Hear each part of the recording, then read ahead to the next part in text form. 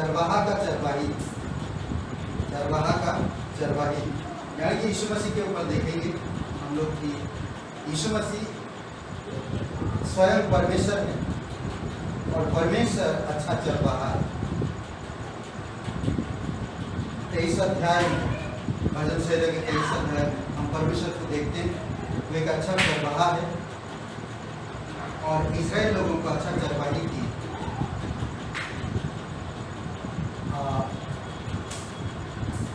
अद्भुत तरीके से उन्होंने उनकी देखभाल किया।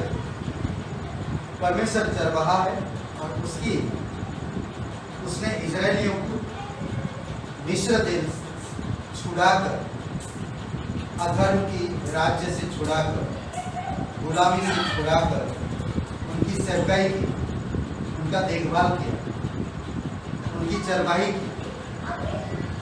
और हम नया नियम में देख सकते हैं यीशु मसीह कहता अच्छा चरवाहा मैं हूं। और चरवाहा का दिल देखेंगे, अपने भेड़ों के लिए अलग दिल होता है और ये जो दिल है ये समर्पित दिल होता है।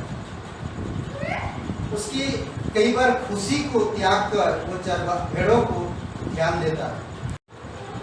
तो हम देख सकते हैं कि यीशु मसीह जब इस धरती पर आया वो परमेश्वर होकर भी दास बना और मनुष्य बनकर दास बना और ऐसा जीवन बिताया जो दूसरों के लिए उन्होंने जिया। अपना जीवन को दूसरों के लिए, दूसरों की सेवकाई के लिए, दूसरों की भलाई के लिए, दूसरों की खुशी के लिए उन्होंने अपना जीवन जिया। उनकी सेवकाई और अगुवाई में अद्भुत कार्य को हम देखते हैं। उनके मन कैसा था, उनका दिल कैसा था, उनकी चाल चलन कैसा था। लोग जब उनकी विपरीत में बातें करते थे उनका उस समय बर्ताव कैसा था। लोग जब उनको गुस्सा दिलाए, लोग जब उनकी बातें नहीं माने, लोग जब उनकी बुराई करने लगे तो उनका कैसे बर्ताव था, उनका कैसे स्वभाव था, वो किस तरह से उन चीज़ों का सामना कर रहे थे। तो अगर हम यीशु के जीवन को देखते हैं तो अच्छी तरह से हमें समझ में आएगा कि यीशु किस तरह से काम किया है। यीशु मसीह ने कहा मैं अच्छा चरवाहा हूँ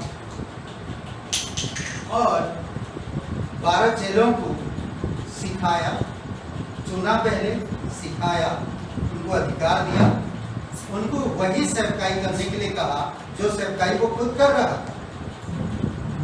इसलिए बहुत जरूरी कि हम यीशु की सेवकाई को गौर से देखें, ध्यान से देखें और उसके अनुसार हम भी सेवकाई करें।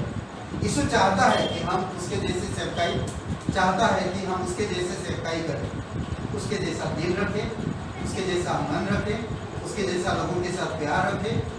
जिस तरह वो सेवा किया है हम भी उसी तरह सेवा करने की जरूरत है। वो सेवा टहल पाने के लिए नहीं आया। मरकुस का 10वां अध्याय 45 वचन में वो सेवा टहल पाने के लिए नहीं आया था, बल्कि दूसरों की सेवा करने के लिए आया था और दूसरों के लिए अपना जीवन देने के लिए भी आया। वो कहता, यूहन्ना का सबसे पहली बात हम देखते हैं वह उन्हें जानता था। यूहन्ना का 10वां अध्याय 14-15 वचन में वह उन्हें जानता था और ये भी कहता था कि मेरी भेड़ों को मैं अच्छी तरह से जानता हूँ, उन्हें क्या जरूरत है, उनको क्या पसंद है, उनको क्या चाहिए, वो कैसे बढ़ेंगे, वो कैसे दिखेंगे, वो कैसे सोचेंगे, वो कैसे बोलेंगे। वो ये सब चीज़ों को जानता था और कहता है मेरी भेड़ें मुझे जानती है। वो कहता मैं जिनको जानता हूँ वो मुझे जानते हैं।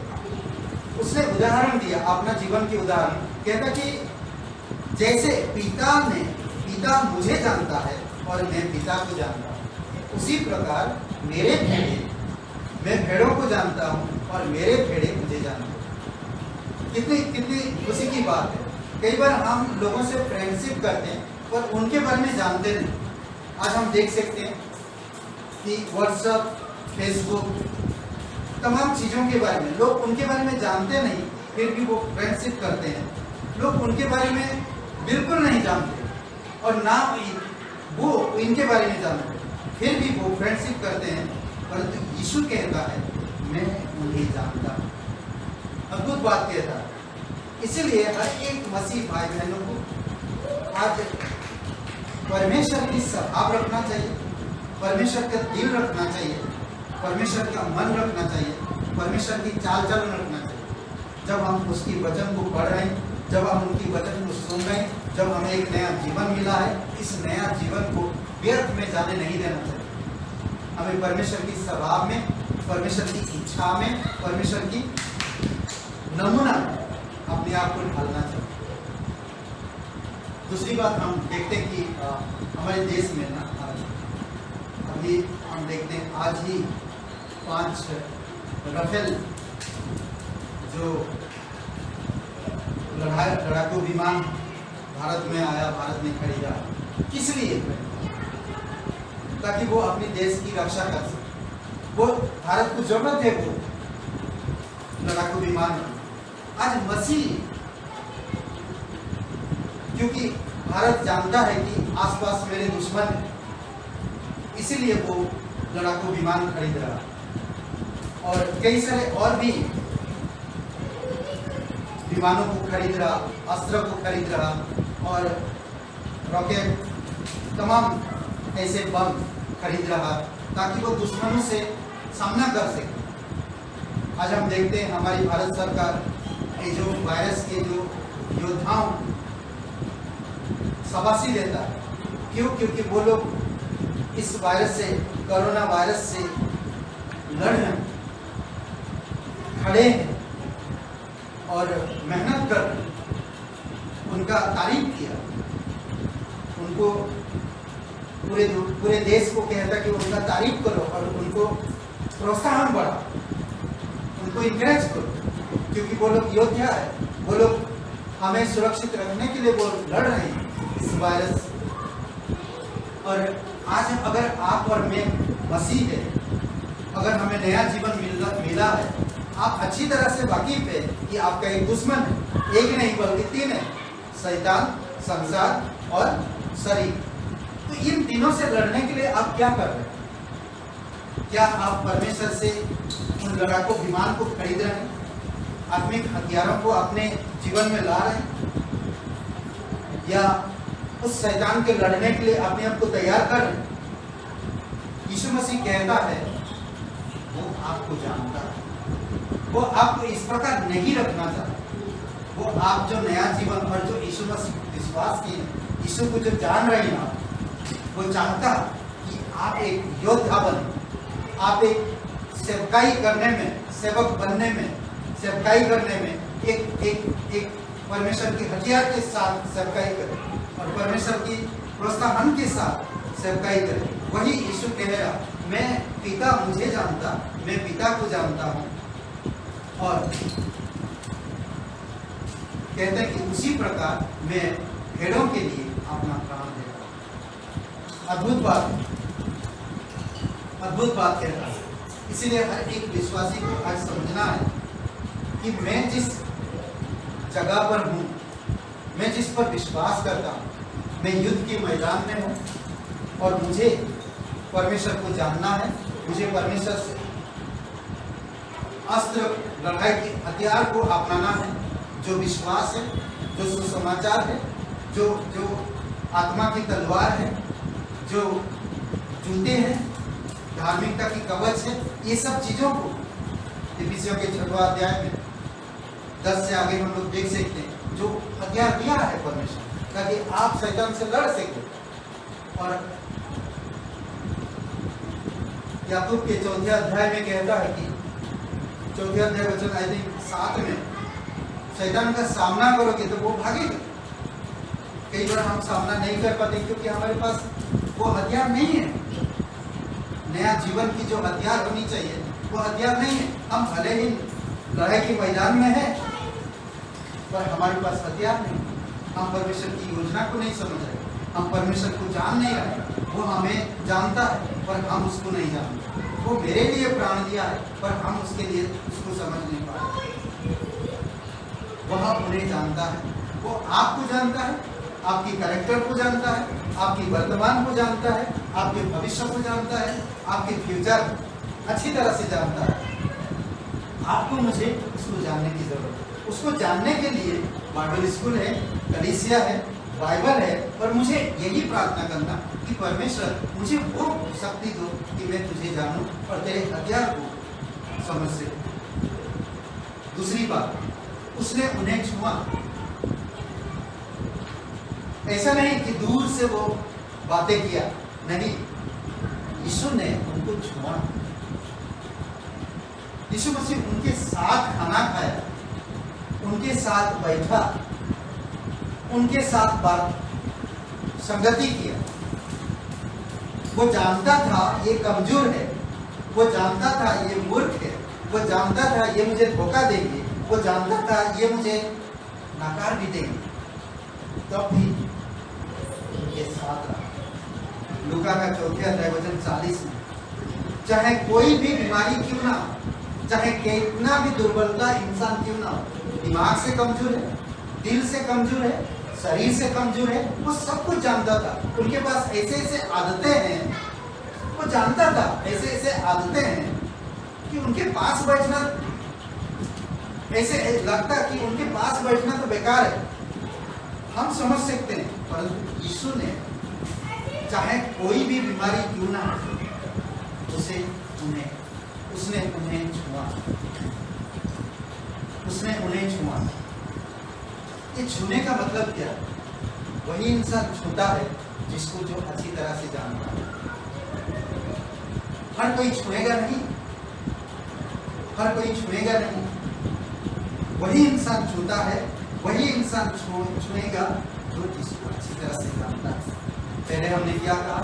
यीशु उनको जानता है और वो उसको जानते हैं, इसीलिए यीशु उन्हें छुआ।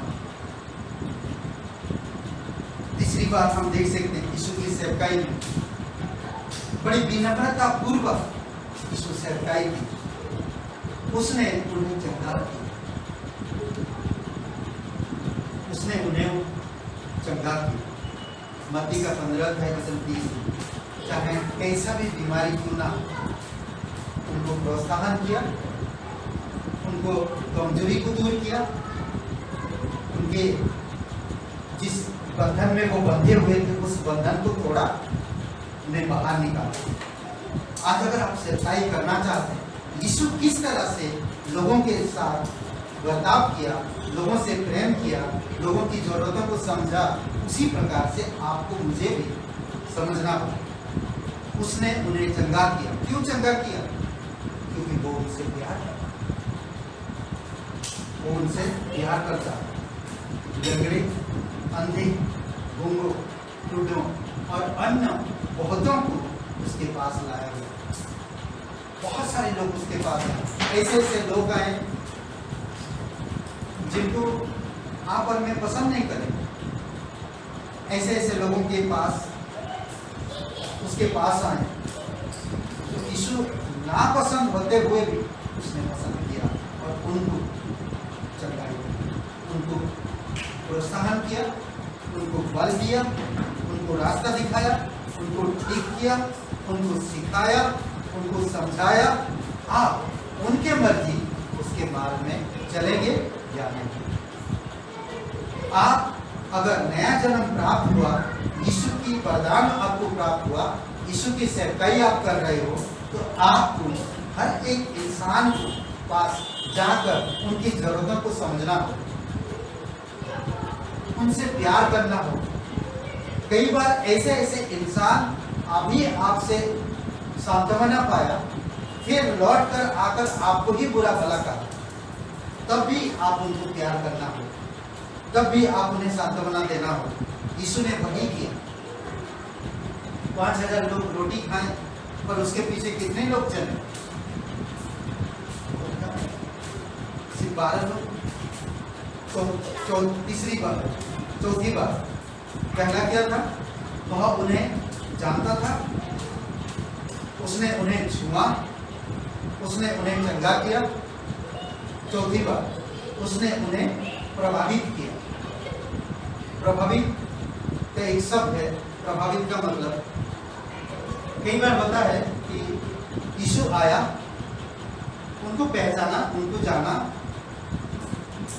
उनको छूने का मतलब उनके करीब आया, उनकी टूटे हुए दिल को संभाला, आप उनको प्रभावित किए। कई बार बोलते ना कि क्या बोलते कि कहीं पर अगर जाते हैं, किसी चलते चलते समझ लीजिए कहीं आप चल रहे हैं स्टेशन में या फुटपाथ में या कहीं पर मार्केट में चल रहे हैं, अगर किसी का कुछ गिर जाता है और आप तुरंत उठा के उनके पास, भाई साहब ये आपका गिर गया, तो वो इंसान बहुत प्रभावित होकर आपके प्रति कहेगा धन्यवाद, मेरा तो आपने बहुत बड़ा उपकार कर दिया।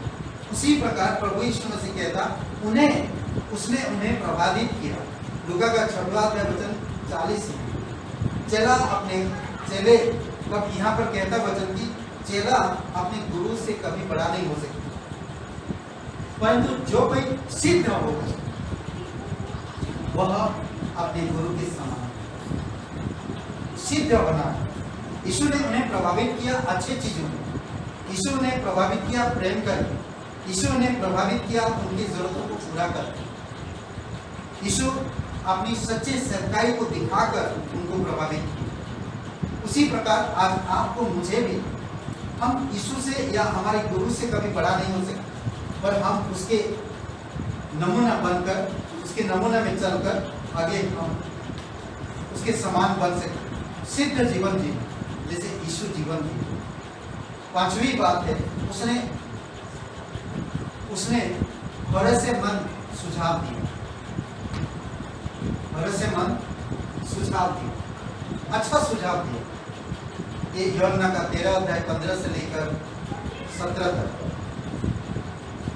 पहली बात उन्हें बताता था, मैं तुम्हें नमूना देता ना, सुझाव, उदाहरण, नमूना, तरीका। फिर कहता मैं तुम्हें तुम्हारे साथ किया, मैं तुम्हारे साथ जो किया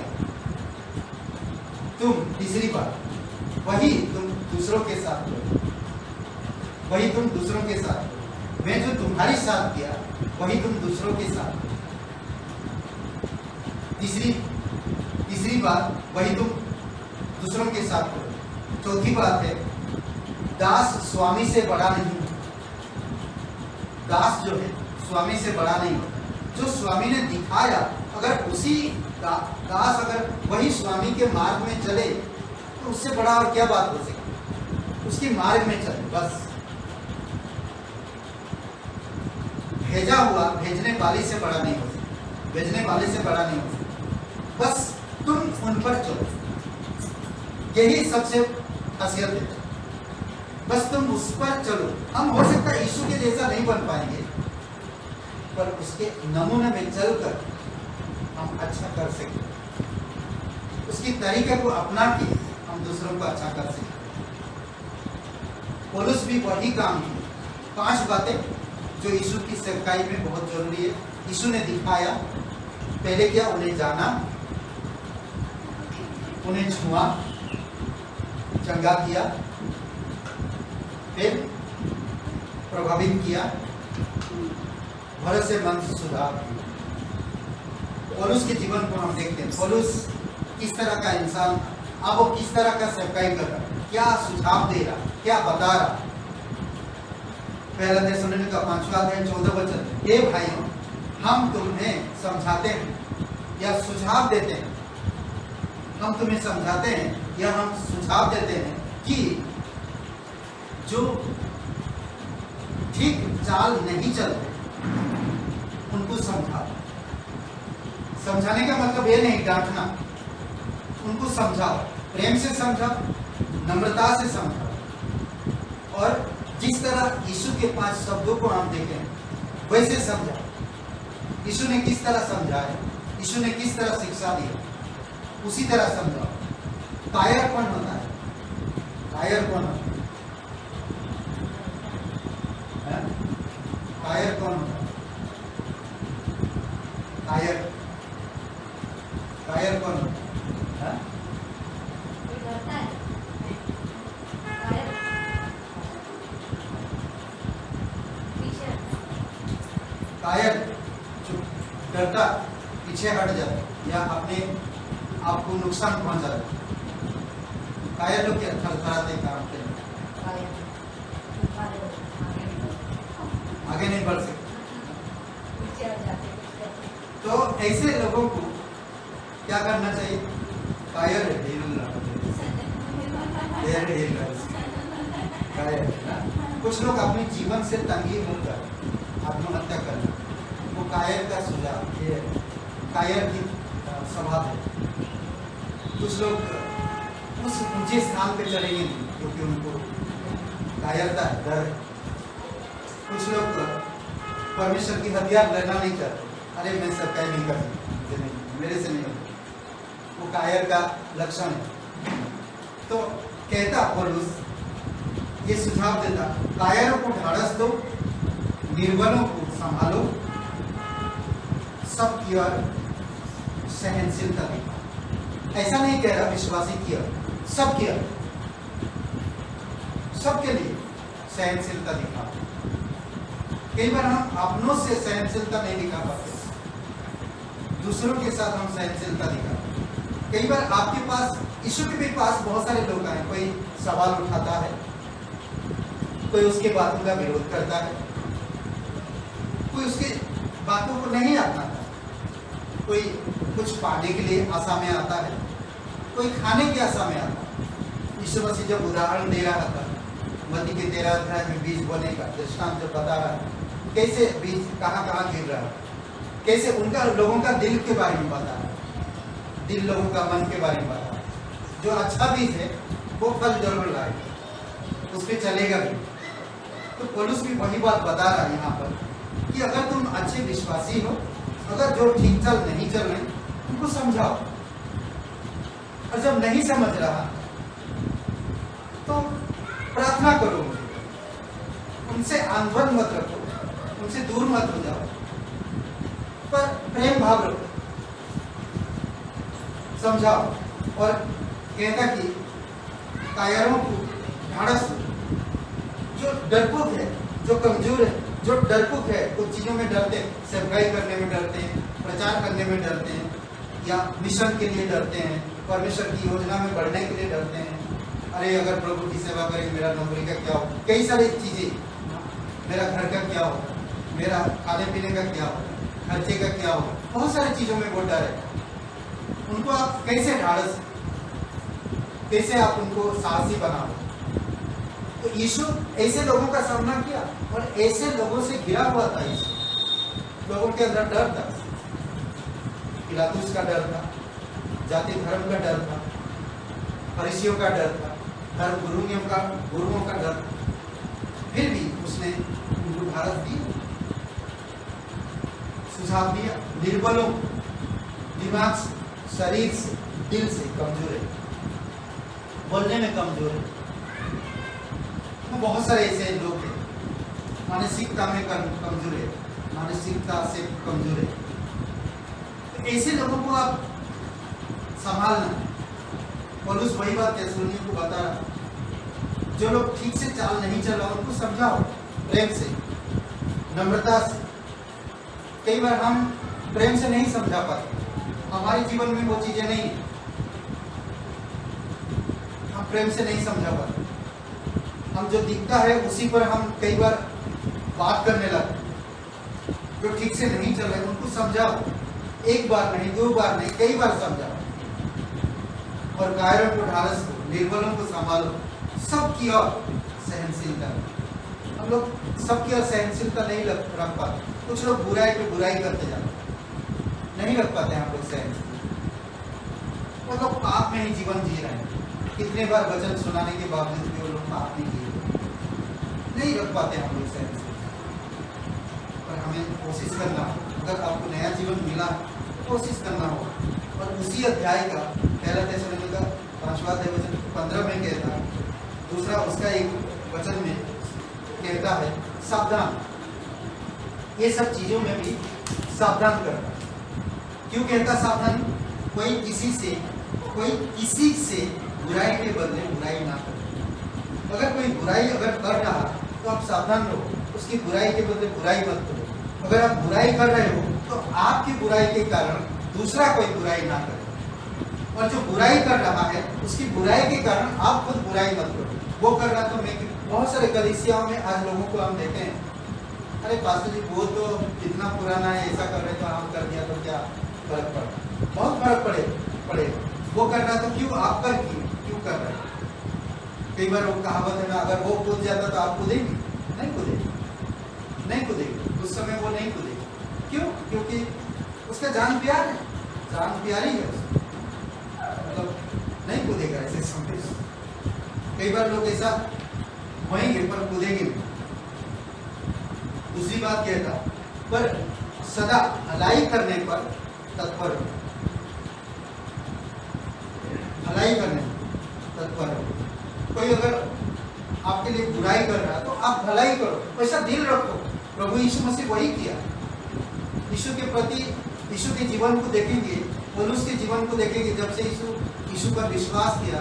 पतरस लोग देखेंगे, जब यीशु पर समझ आया, वो लोग पहचान पाया यीशु को अच्छी तरह से, तो वो लोग सबके लिए भलाई को सोचा, भलाई के लिए सोचा और भलाई करते गए आपस में, और सबसे भी भलाई की चेष्टा करो, भलाई करने की चेष्टा करो सबके लिए।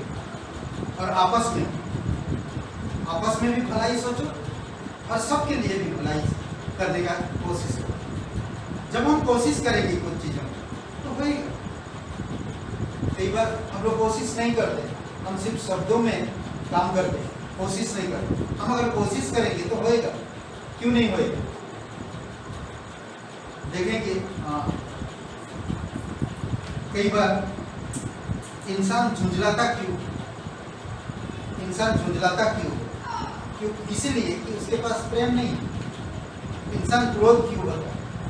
क्योंकि उसे वो उन चीजों से खुशी नहीं होती, इसीलिए क्रोध होता है।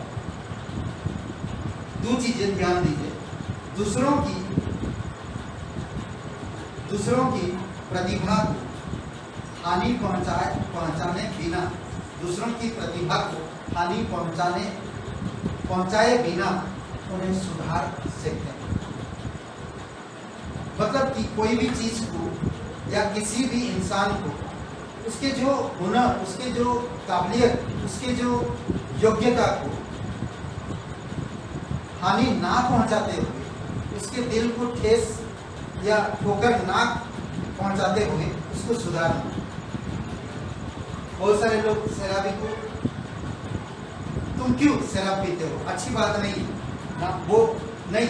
यीशु ने, हम जब अधर्मी थे, हम लोग जो पाप में थे, यीशु ऐसे आकर नहीं कहा कि तुम पापी हो, तुम मरने के योग्य हो, ऐसा नहीं कहा।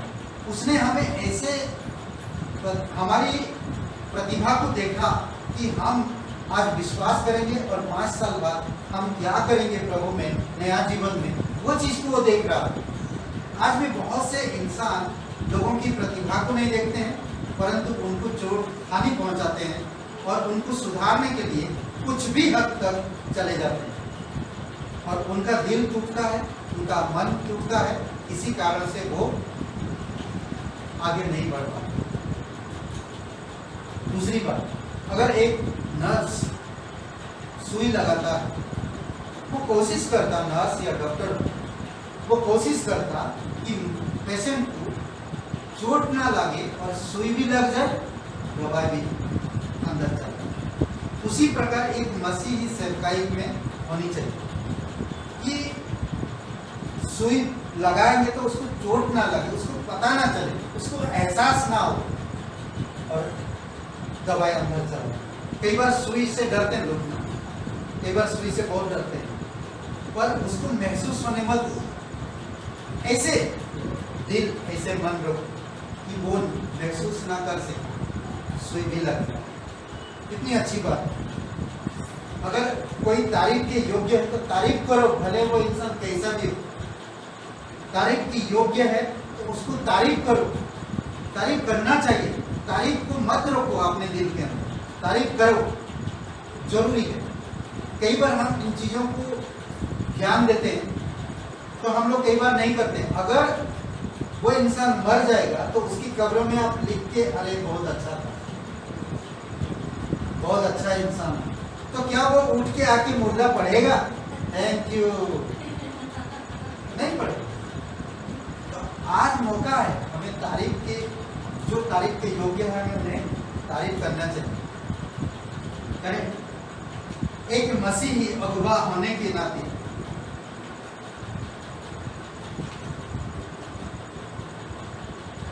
एक प्रमुख या सेवा के लिए एक प्रमुख उत्तरदायित्व यह है, सेवकाई कार्य के खातिर तैयार करना, एक ना सेवकाई के लिए तैयार करना। आज अगर हम देखते हैं कोई अगर इंजीनियर बनना है तो उस प्रकार की सोचेगा और उस प्रकार की तैयारी करेगा। आज हम देखते हैं एक अगर वकील है तो हर दिन वो उन किताबों को पढ़ेगा जो हर प्रकार की केस में जुड़ा हुआ है, ऐसी चीज़ों को पढ़ेगा। अगर आप प्रभु की सेवकाई करना चाहते हैं तो आपका एक दायित्व बनता, उत्तरदायित्व है कि आप मसीह को अच्छी तरह से समझें और तैयारी करें उसी तरह से।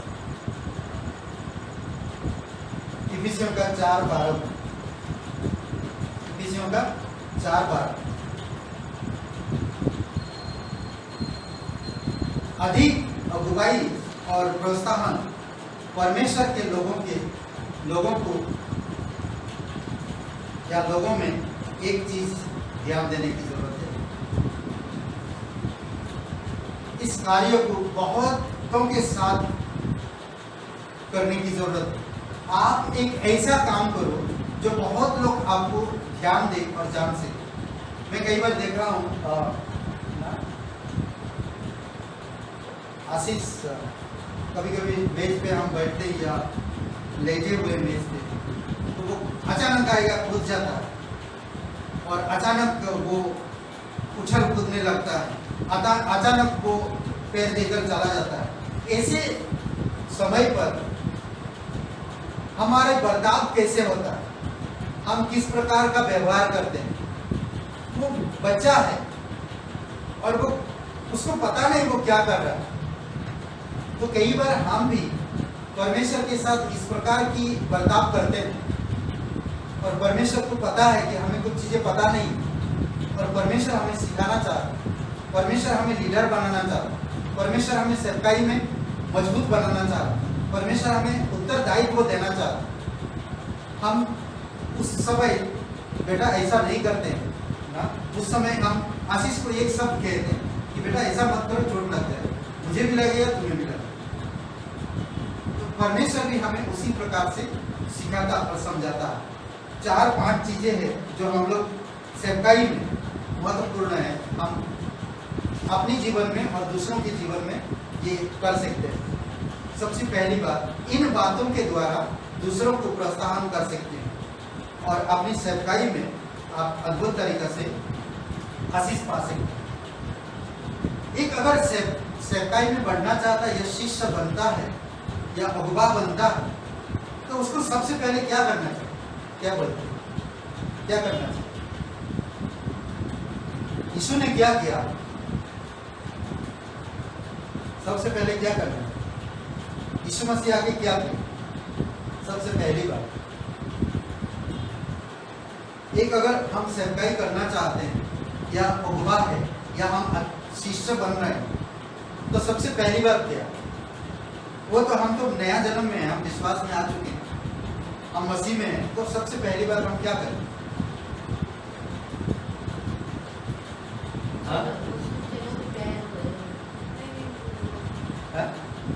क्या? मैं बता, सुनिए, सुनना। सबसे पहली बात, एक अगुवा या सेविका या सेवक बनने के लिए या शिष्य बनने के लिए सबसे पहली बात है सुनना। सुनना या सुनने के द्वारा, याकूब का 1:19, विश्वासी अगर सेवकाई या सेवा करता है तो उसको सुनने की जरूरत है। यीशु मसीह पहली बार मैं जो सुनता हूं वो करता हूं,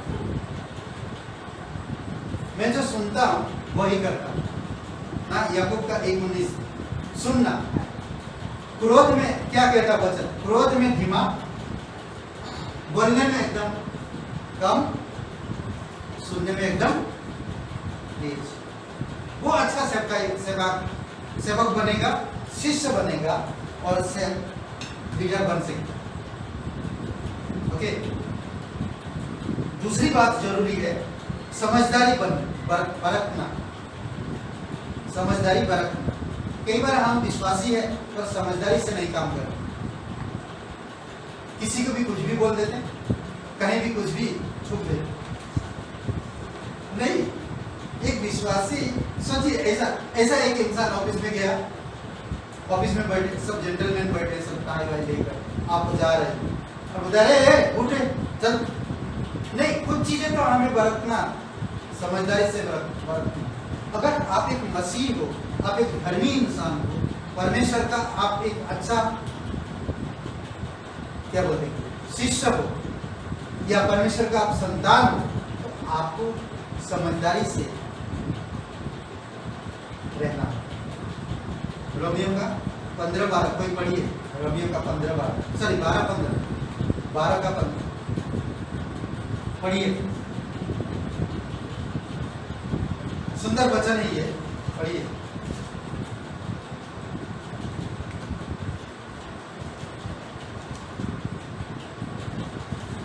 आनंद करने वालों के साथ आनंद करो और रोने वालों के साथ रो। आनंद करने वालों के साथ आनंद करो। समझ लीजिए कहीं आप मैयत में गए, हाँ मैयत में गए और मैयत में जाकर बोलते हैं ताली बजा आनंद कर रहे हैं, तो क्या होगा? सब आपको ही देखेंगे। नहीं, ठोक दो उसको बड़ा खुशी हो रहा मेरा माँ मर गया, बुरी बात देगा नहीं। या समझ लीजिए कहीं पर पार्टी हो रहा और मुंह सुखाए वहां पर कोई, क्या हो गया तेरा बाप मर गया क्या? भाई खुशी का दिन है भाई, ऐसा सीधा बोले ना। कई बार हम लोग समझदारी नहीं दिखा पाते, तो कई बार उटपटांग करते हैं। एक इंसान एक बीज को अगर बोते हैं तो वो मरता है, मर के नया अंकुर आता है, फिर बढ़ता है, फिर फलता है। कितनी अच्छा है, कितनी सुंदर लगता है। तो एक मसीह जीवन भी वैसा ही है। विश्वास जब किए हम मरे यीशु के साथ, अब हम अंकुरित हो रहे हैं। जब अंकुरित हो रहे हैं तो हमारी समझदारी बहुत जरूरी है। समझदारी बहुत जरूरी है। कहता है कि अगर दूसरे लोग प्रसन्न हैं तो उनके साथ भी भागीदार, उनके आनंद में भागीदार हो जाओ, आनंद करो। अगर उनके जीवन में कोई गंभीर दुख है तो सब कुछ छोड़कर उनके साथ विलाप करो। कितना अच्छा लगता है। तो वो इंसान सोचेगा, वहां पर आप समझदारी दिखाएं, उसकी गंभीर हालत में वह हो और आप सब कुछ छोड़ के, सेवकाई छोड़ के, सब चीजें छोड़ के उनके पीछे आप उनके विलाप में विलाप कर रहे हैं। ये एक लीडर का या अच्छा शिष्य का, एक सेवक का या अगुवा का अच्छा चित्रण है। तीसरी बात है सांत्वना देना या ढाढ़स देना। दूसरा कुरिन्थियों का 1:3 और 4 हम अपने अनेक व्यक्तिगत अनुभव से गुजर चुके हैं। अब तक बहुत सारे हम अपने व्यक्तिगत अनुभव से गुजरे हैं। वे अनुभव हमें यह संपन्नता प्रदान करते हैं कि जो इंसान जैसे हालत में गुजर रहा, हम उस वक्त उस समय सांत्वना दे सके ना, और ऐसे परिस्थितियों में उनको ढाढ़स बांध सके। हम ऐसे परिस्थिति से गुजरे हैं, हम ऐसे परिस्थितियों का सामना किए हैं, उस वक्त आप क्या किए? ऐसे समय पर आप उनको ढाढ़स बांध सके। चौथी बात यह है कि अनेक बोझ उठाना, बर्डन। परमेश्वर आपकी दंड का बोझ अपने ऊपर उठा, इसलिए यीशु आकर पुकारता है, ये बोझ तले दबे लोगों मेरे पास है, मैं तुम्हारा बोझ उठाने के लिए तैयार हूं। उसी प्रकार आपको मुझे भी बोझ उठाने के लिए दिल रखना और मन रखना चाहिए। कई बार हम बोझ उठाना नहीं चाहते, सेवा करना चाहते पर बोझ उठाना नहीं चाहते।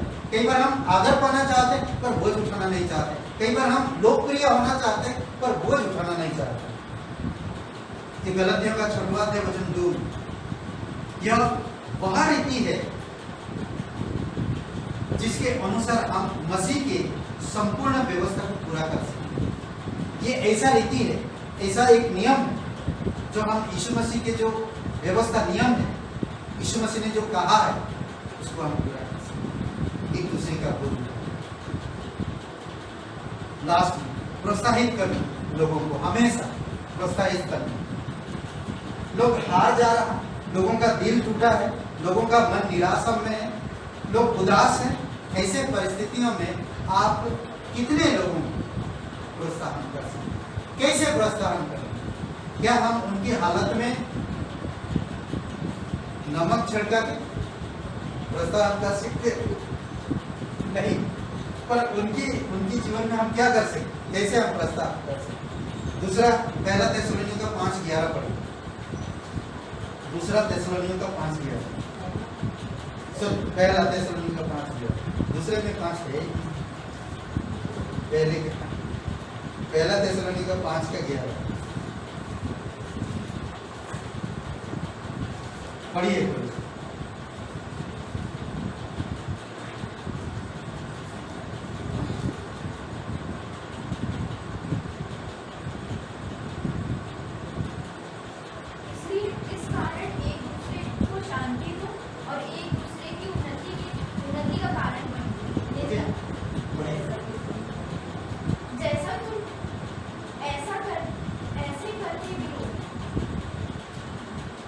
जैसा तुम वैसे करते भी हो। ओके, एक दूसरे को ढाढ़स दो, एक दूसरे को प्रोत्साहन दो। ये क्या लगता, कैसे हम कैसे प्रोत्साहन कर सकते?